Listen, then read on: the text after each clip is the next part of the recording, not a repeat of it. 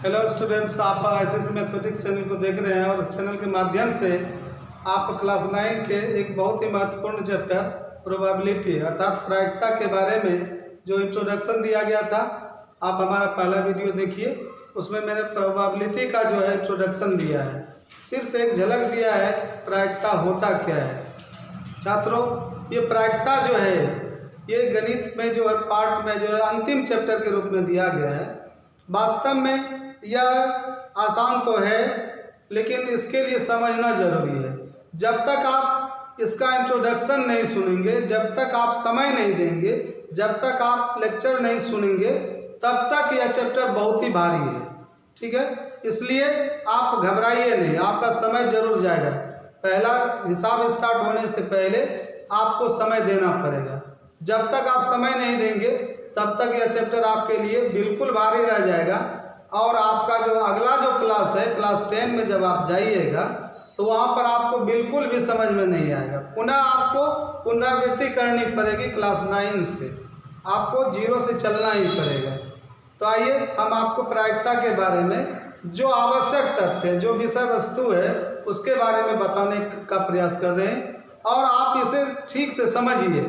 इसको समझने के बाद कोई भी सवाल आपके लिए भारी नहीं रहेगा। बिल्कुल आसानी से आप किसी भी सवाल को देख करके उसका आंसर बता सकते हैं। किंतु जब आप उसको बनाइएगा तो उसमें बनाने में क्या होगा, आपको जो स्टेप होगा, स्टेप टू स्टेप उसको कुछ लिखना पड़ेगा। आइए पहले हम आपको बनाने के लिए बताते हैं, तब आपको हम ऑब्जेक्टिव में बताएंगे कि आप किसी भी प्रश्न की प्रायिकता के सवाल को देख करके आप उसका आंसर कैसे कर सकते हैं। सिर्फ आपको प्रश्न देखना है, उसका आंसर प्रायिकता का आ जाएगा। ठीक है, तो आइए आप पहले बनाने के लिए सीखिए। बेसिक जो कंसेप्ट है उसको जानिए। प्रायिकता में जो है वो आपका कुछ स्टेप है, उस स्टेप को जानिए। क्या क्या चरण है उसको पहले जानना है। सबसे पहले आप एस को जानिए। ठीक है, चलिए स्टेप हम प्रश्न को मैंने लिखा है यहाँ पर, लेकिन मैं प्रश्न को स्टार्ट नहीं कर रहा हूँ। पहले आपको टोटल चीज बता दिया जाएगा, तब मैं प्रश्न को सॉल्यूशन में लाऊंगा। ठीक है, आइए हम सबसे पहले एस को जाने।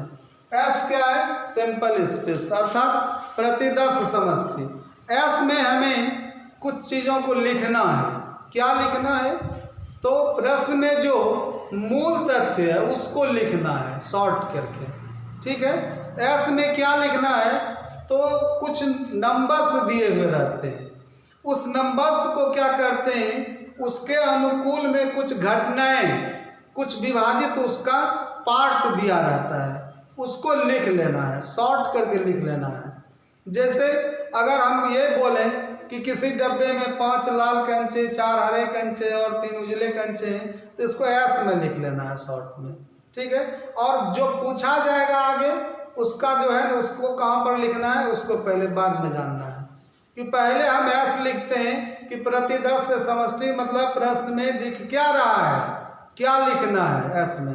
चूंकि ये एस जो है बहुत महत्वपूर्ण है। चलिए एस के आगे इसको हम बताते हैं, इसलिए एनएस। एनएस जो है नंबर ऑफ सिंपल स्पेस। ये एस के मानों में जो टोटल नंबर आएगा उसको एनएस में लिखना है। उसको किस में लिखना है? एनएस में लिखना है। मतलब एस में जो होगा टोटल नंबर भी रहेगा और उस नंबर का क्या होगा, डिवाइड किया हुआ अलग अलग घटनाओं का पार्ट का नंबर अलग अलग भी लिखा रहेगा।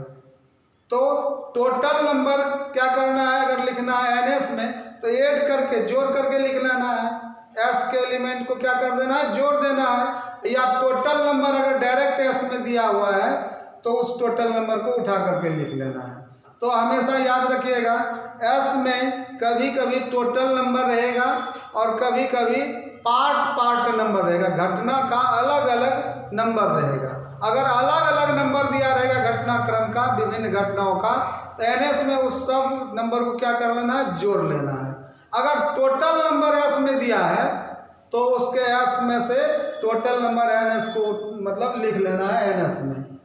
तो ये हो गया नंबर ऑफ सिंपल स्पेस। ठीक है, फिर हम आगे बढ़ाते हैं, इसके स्टेप को सिर्फ दिखा रहे हैं। इसके बाद हम घटना को मानते हैं लेट ई से इवेंट होता है।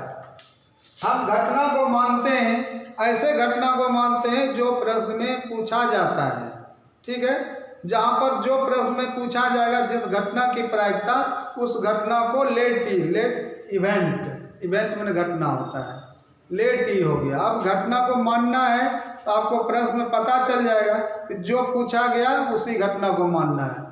फिर इस जगह हम एक और चीज़ बता देते हैं कि जो घटना की प्रायिकता पूछा जाएगा, अगर घटना की प्रायिकता में नहीं में पूछा जाएगा कि किसी घटना के न घटित होने की प्रायिकता ज्ञात करें, तो न वाले को मानना नहीं है, बल्कि उसको घटित होने को मान लेना है। किसको मान लेना है? घटित होना। ठीक है, जैसे अगर कहेगा कि किसी डब्बे में 5 लाल, 4 हरे और 3 उजले कंचे हैं, तो पीले कंचे, अब या लाल नहीं होने, मतलब ऐसा हो रहा है कि लाल दिया गया है, नंबर में लाल संख्या का है, मतलब लाल कंचे की संख्या, लेकिन पूछा है लाल नहीं कंचे होने की प्रायिकता, तो ये क्या हो गया? निगेटिव हो गया। तो आप नहीं को मत मानिए इवेंट में, आप मानिए कि लाल कंचे होने की घटना, बाद में निगेटिव प्रोबेबिलिटी निकाल लिया जाएगा।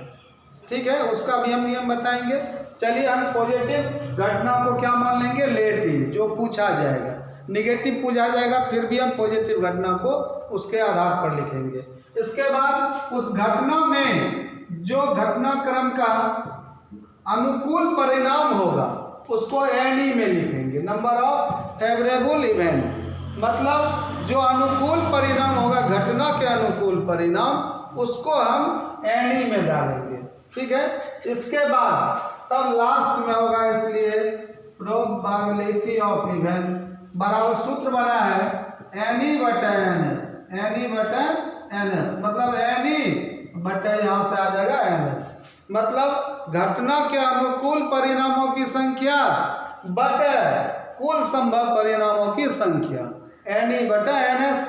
और तब तक में एनई और एनएस का मान आपके पास तैयार रहेगा और ये आपका मान बैठा दीजिएगा कि आपका प्रोबेबिलिटी अर्थात प्रायिकता का आंसर आ जाएगा। आपने देखा कि सवाल को, प्रायिकता के सवाल को हम 5 स्टेप, 5 लाइन, 5 चरण, 5 स्टेप, 5 चरणों में प्राप्त कर लेते हैं।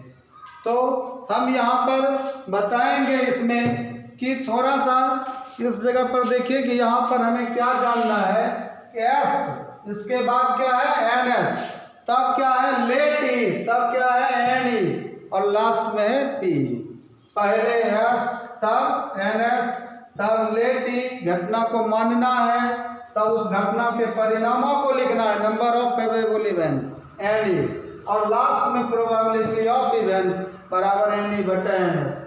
स्टेप समझ में आ गया होगा? नहीं आ गया है तो आप लोग याद कर लीजिएगा, एस, एनएस, लेट ई, एनई और पी। ठीक है, सबसे पहले सैंपल स्पेस हिसाब में दिख क्या रहा है, क्या प्रश्न में दिया हुआ है, उसको एस में लिखना है। इसके बाद उसका काउंटिंग या तो जोड़ देना है या जोड़ा हुआ, ऐड किया हुआ अगर टोटल परिणाम है तो उसको एनएस में डाल देना है। तब लेट ई, घटनाक्रम को मानना है जो पूछा गया है। तब number of E, number of E जो है हम बता देते हैं ये एस से आएगा। कहाँ से आएगा? एस से, चूंकि एस जो है उसमें सैंपल स्पेस जो दिया रहेगा प्रश्न में, उस घटनाक्रम का नंबर उसमें रहेगा जो प्रश्न पूछा जाएगा। जो घटना का प्रायिकता पूछा जाएगा उस घटना का एस में डिटेल्स रहेगा, एस से ही एनई का मान आएगा। इसमें तुम आपको पता चल जाएगा एस में जो है एनई, घटना के अनुकूल परिणाम कितना चल रहा है, उसी को एनई कहा गया है। लास्ट में पी बराबर एनई बटा एनएस, मतलब घटना के अनुकूल परिणामों की संख्या बटा कुल संभव परिणामों की संख्या।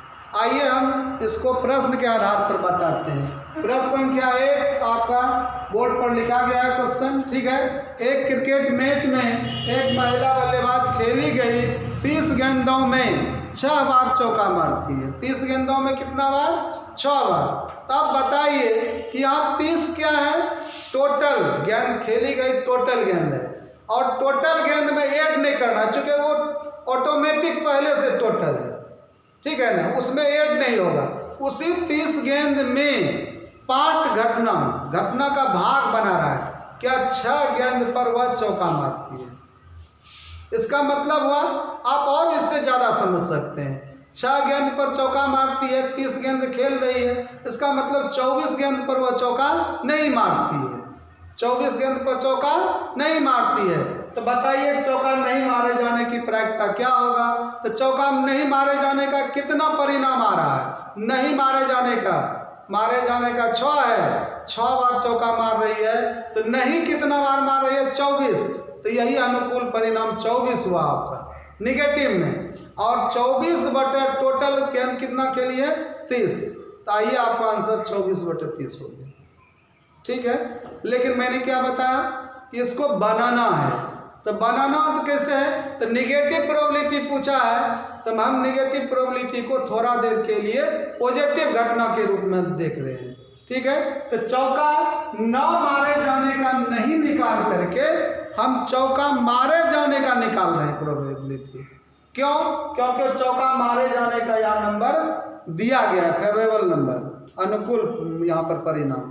तो सबसे पहले हम एस लिखने के लिए बताते हैं।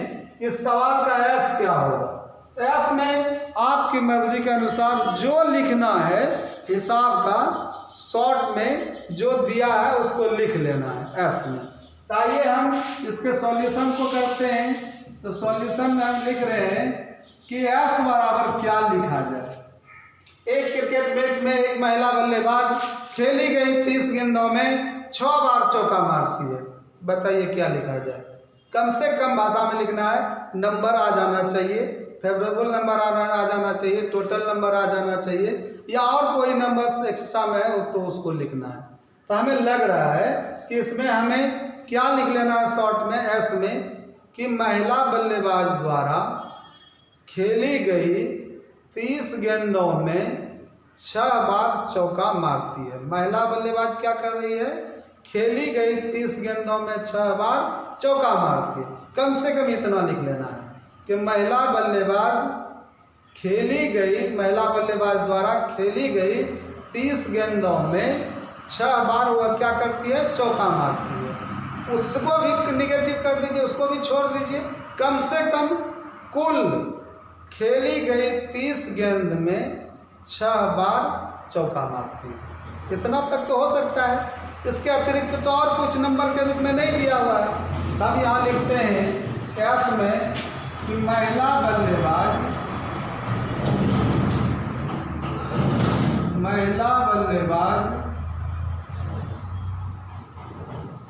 खेली गई 30 गेंद में 6 बार चौका मारती है। कुल मिलाकर हम ये कह सकते हैं कि लग रहा है कि हिसाब को ही हम लोग क्या करते हैं? एस में डाल देते हैं। हिसाब के मूल तथ्यों को किस में डाल देना है? एस में। कुछ शॉर्ट हो जाए, जितना शॉर्ट आप कर सकते हैं।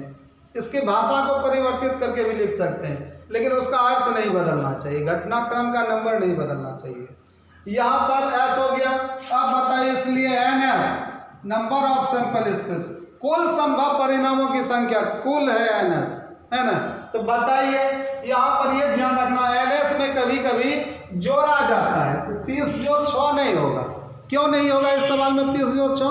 क्योंकि ये 30 का ही पार्ट है। 30 का ही पार्ट घटना क्या है? 6 है। 30 अलग नहीं है। 30 गेंद टोटल गेंद के लिए, उसी में से 6 गेंद को अलग घटनाक्रम बनाया है। क्लियर हुआ? तो क्या 30 6 36 एनएस होगा? नहीं होगा। तो ये एनएस क्या हो जाता है? Total number of sample space.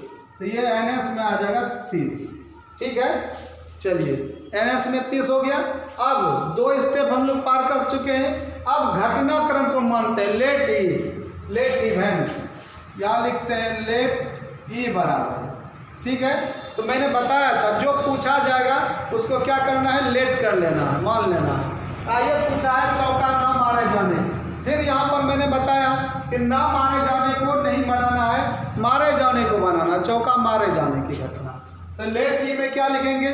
चौका मारे जाने की घटना। ठीक है, तो लेट ई बराबर हम लिखेंगे चौका मारे जाने की घटना। अब यहाँ पर देखिए चौका मारे जाने की घटना हो गया, इसलिए number of E favourable number कितना हो जाएगा चौका मारे जाने का। तो आपको पता है कि चौका मारे जाने का एन ई कहाँ से आता है, एस से आता है। कहाँ से आता है, एस से। आप वहाँ नंबर खोजिए इसका, फेवरेबल नंबर चौका मारे जाने का कितना है 6 बार। एन ई बराबर हो जाएगा 6।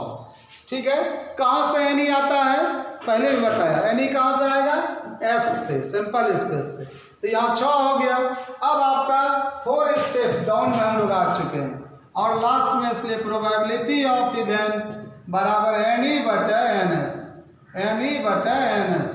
चलिए सूत्र लिखे हैं और इसका मान एन ई का मान कितना चल रहा है 6 और बटा आपका हो गया 30, घटाते हैं 1/5। चलिए आइए, प्रोबेबिलिटी ऑफ इवेंट मतलब चौका मारे जाने की प्रायिकता 1/5 आ चुका है। लेकिन हमें यहाँ पर प्रश्न क्या पूछा है, चौका ना मारे जाने का। ठीक है, अक्सर ये सवाल क्या होता है कि दिया रहता है चौका मारे जाने का परिणाम और पूछा जाता है चौका ना मारे जाने का। कभी कभी ऐसा भी होगा चौका मारे जाने का पूछ देगा, तो वो आपका डायरेक्ट आंसर में आ जाएगा। ठीक है, तो आप नहीं को कैसे बनाना है, तो चौका नहीं मारे जाने को क्या करते हैं, इवेंट के ऊपर डैश लगाते हैं, तो वो उस घटना में नहीं का बोध कराता है। तो बताइए यहाँ पर अगर ई के बदले ई डैश कर दें तो क्या हो जाएगा, तो यहाँ पर पढ़िए चौका मारे जाने की घटना ई हुआ, तो डैश को पढ़ना है चौका नहीं मारे जाने की घटना, हो गया। और इसी का प्रोबेबिलिटी निकालना है, तो इसका प्रोबेबिलिटी का सूत्र बना है कि 1 - 1 में घटा देना है चौका मारे जाने का पॉजिटिव। तो यहाँ हो जाएगा 1 - p, p डैश मतलब चौका नहीं मारे जाने का प्रोबेबिलिटी इक्वल टू 1 - चौका मारे जाने का प्रोबेबिलिटी, मतलब इस ढंग से। अब बताइए कि यहाँ 1 - 1/5 यहाँ से मान आ गया, 1 में घटा देते हैं क्या हो जाता है, एलसीएम लीजिए, या 5 का 5 में 1 घटा तो 4/5, डायरेक्ट आपका आंसर आ गया। चौका नहीं मारे जाने का कितना हुआ 4/5। अब आप बताइएगा कि सर आपने बताया था कि 30 गेंद में 6 बार चौका मारती है, तो 24 बार नहीं भी मार रहा है, तो 24 बार नहीं मारा, तो डायरेक्ट आंसर मैंने बताया था चौका नहीं मारे जाने का 24/30। तो क्या 24/30 ही आंसर हुआ कि नहीं? 24/30 को अगर हम 4 से घटाते हैं तो 4 छके 24, 6 से घटाते हैं 6 चौके 24, 6 पंच 30, 4/5 आ गया। ठीक है, ये आपका पहला सवाल हुआ। ठीक है, इसी तरह से हम दूसरे सवाल को देखते हैं। देखिए ये बिल्कुल आसानी से आपको बन जाएगा, कोई भी सवाल प्रोबेबिलिटी का जो है बिल्कुल आसान है, स्टेप टू स्टेप को बढ़ाना है। अगर घटनाक्रम मेरा बढ़ता है, एक से अधिक घटनाक्रम हो रहा है, तो यहाँ पर लेट E1 देंगे, यहाँ number of E1, probability of E1, फिर दूसरा घटना होगा तो यहाँ से लेट E2 हो जाएगा। S और NS लगभग यही रहेगा। ठीक है, S और NS क्या कॉमन रह जाएगा, और अलग अलग घटनाओं के लिए एक घटना के लिए 3 स्टेप है, लेट करने से 3 स्टेप बना है, दूसरी घटना के लिए 3 स्टेप बनेगा, तीसरी घटना के लिए 3 स्टेप बनेगा, इसी तरह 3 स्टेप नीचे बढ़ता जाएगा और घटनाक्रम अगला घटना इस तरह से मेरा प्रोबेबिलिटी का मान निकलते जाएगा। आइए प्रश्न संख्या 2 को देखते हैं। ठीक है, आइए ये आपका दूसरा सवाल बोर्ड पर है और इसमें जो है आपको दिया गया है 2 बच्चों वाले 1500 परिवारों का यादृच्छिक चयन किया गया है और जिसे इस सारणी में आंकड़े को लिख लिया गया है और इस सारणी में लिखा हुआ है कि परिवार में लड़कियों की संख्या और परिवारों की संख्या। ठीक है, तो परिवार में लड़कियों की संख्या ऐसे समझिए कि परिवार में लड़कियों की संख्या 2 है और ऐसे परिवार की संख्या 475 है। ठीक है, 2 लड़कियों वाले परिवार कितने पाए गए 475, एक लड़की वाला कितना परिवार पाया गया 814 और शून्य लड़की का मतलब हुआ कोई लड़की ना हो, एक भी लड़की नहीं है, ऐसे परिवारों की संख्या 211। यादृच्छिक चुने गए उस परिवार की प्रायिकता ज्ञात करें जिसमें 3 सवाल है आपका। पहला सवाल है 2 लड़कियां हो, इसकी प्रायिकता ज्ञात करना है। 1 लड़की हो, इसका प्रायिकता ज्ञात करना है। तीसरा सवाल है आपका कोई लड़के ना हो अर्थात शून्य लड़कियां। ठीक है, तो कोई लड़की नहीं होने का मतलब क्या हुआ? शून्य लड़कियां। अब यहाँ पर है साथ के साथ जांच कीजिए कि प्रायिकताओं का योग 1 है या नहीं। चूँकि ये टोटल परिणाम जो होगा प्रायिकता का, यह 3 पार्ट में बटा गया है घटनाक्रम को। 2 लड़कियां होने की प्रायिकता, 1 लड़की होने की प्रायिकता और शून्य लड़की होने की प्रायिकता, तीनों प्रायिकताओं का योग 1 होता है कि नहीं। तो ये तय है कि जब किसी भी प्रारंभिक घटनाओं को पार्ट घटनाक्रम में बांटा जाता है, तो अगर संपूर्ण घटना पार्ट घटनाक्रम में बट जाता है तो सभी घटना का प्रायिकता जो निकलेगा उसका ये योग क्या हो जाएगा? 1 होता है। ठीक है, तो इसको शो करना है, सिद्ध करना है। चलिए हम जांच को बाद में करेंगे। सबसे पहले हम यहाँ पर बताते हैं कि इसको सॉल्यूशन में लाने में क्या चाहिए, हमें एस चाहिए। तो एस जो है, एस कहाँ से आएगा?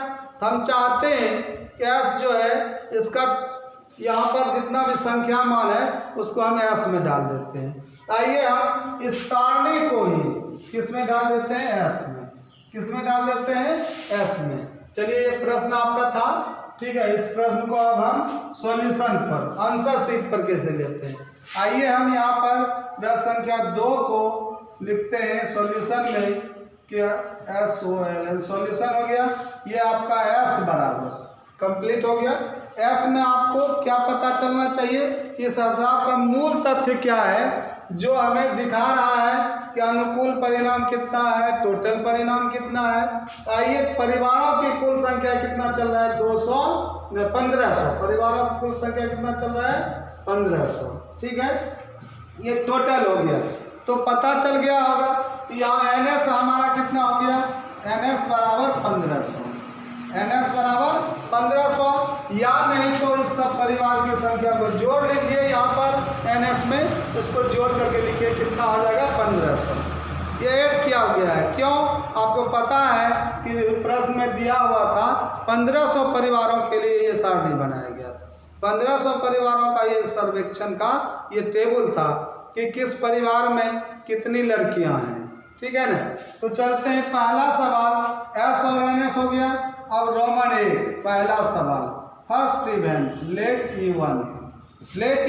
इसके बाद इसलिए number of E1, first event का फेवरेबल नंबर, इसलिए प्रोबेबिलिटी ऑफ E1। चलिए ये फर्स्ट स्टेप हो गया।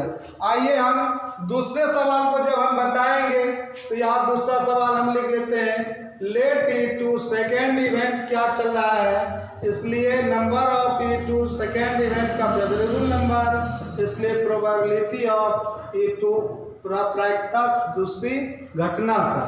चलिए आइए प्रश्न संख्या 3 को भी हम शो कर लेते हैं कि लेट E3 क्या होगा, तीसरा घटना क्या चल रहा है।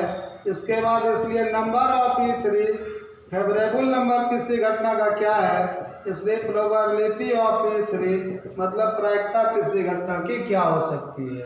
आइए लेट E1 क्या प्रश्न था कि 2 लड़कियां हो, तो आप क्या लिखेंगे?